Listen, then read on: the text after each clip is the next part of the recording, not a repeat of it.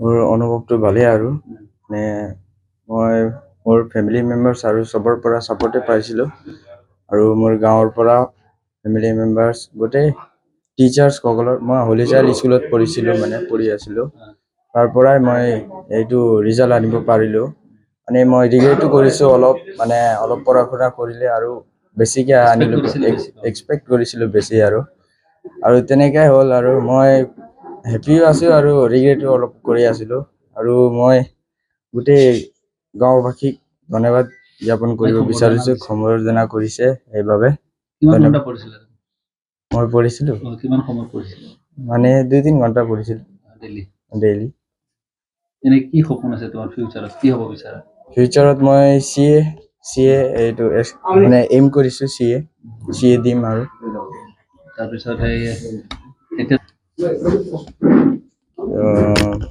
Hard work কৰিব আৰু consistency থাকিব পাৰিবই হাৰ্ডৱৰ্ক কৰিব লাগিব। আজি আমাৰ শোণিতপুৰ জিলা অন্তৰ্গত ৰঙচুকুৱা 1 নং বালিজুৰি নিবাসী অখিল ভাৰতীয় নেৱাৰ সংগঠনৰ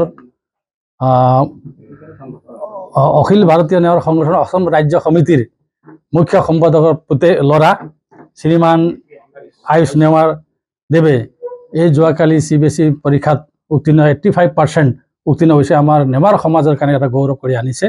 গতিকে আমি গোটেইখিনি উত্তৰ জামুগুৰি শোণিতপুৰ জিলা আমি উপস্থিত হৈ পেলাই তেওঁ সমৰ্থন জনালোঁ। তেওঁৰ উত্তৰোত্তৰ আমি কামনা কৰিছোঁ তেওঁৰ ভৱিষ্যত আৰু ইয়াতকৈ ভাল কৰি যাব বুলি আশা কৰিছোঁ।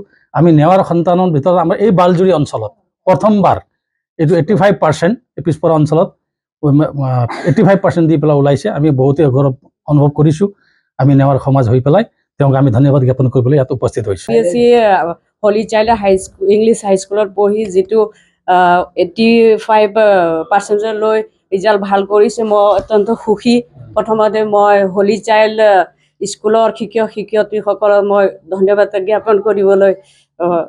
জ্ঞাপন কৰিছোঁ। যিটো আশা কৰিছোঁ মই তাতকৈ বহুত ভাল ৰিজাল্ট কৰিলে মোৰ ল'ৰাই মই বহুত সুখী। মোৰ ল'ৰাই বহুত কষ্ট কৰিছে ই ৰাতি 2 ঘণ্টা 1.5 ঘণ্টালৈকে পঢ়িছে। মই সময়মতে উঠাই দিছোঁ ই পঢ়িছে। যেহেতু 85% আনিছে এই অঞ্চলত প্ৰথমবাৰ আমাৰ এই অঞ্চলত যিটো আমাৰ গাঁৱত ই প্ৰথম 85% লৈ গ'বলৈ ই সক্ষম হৈছে তাৰ কাৰণে মই বহুত সুখী। আজি আপোনালোকৰ বিভিন্ন ধৰণৰ দল সংগঠনে সম্বৰ্ধনা তাত মই বহুত সুখী আনন্দিত উপভোগ কৰিছোঁ আৰু যিটো আমাৰ সংঘৰ পৰা তেখেত আহি মোৰ ল'ৰাক সম্বৰ্ধনা দিছে আৰু যিটো নেৱাৰ সংগঠন আহি মোৰ ল'ৰাক যিটো সংগঠন দিছে তেওঁলোকক মই অলেখ কৃতজ্ঞতা ধন্যবাদ কৰিছোঁ আৰু ইমানতে CA হ'বলৈ বিচাৰিছে। এই ৰিজাল্টকৈ ই আকৌ ছেকেণ্ড ইয়াৰত তাতকৈ বেছি ভাল পাৰ্চেণ্টেজ লৈ ৰিজাল্টটো ভাল কৰিবলৈ সক্ষম হওক তাৰে মই আশা কৰি আৰু একেবাৰে লাষ্টত মই যিটো স্কুলৰ শিক্ষক-শিক্ষয়িত্ৰীসকলে যিটো কষ্ট কৰি তেওঁলোকে যিটো কষ্ট কৰিছে তাৰ বাবে তেওঁলোকক মই কৃতজ্ঞতা জ্ঞাপন কৰিছোঁ।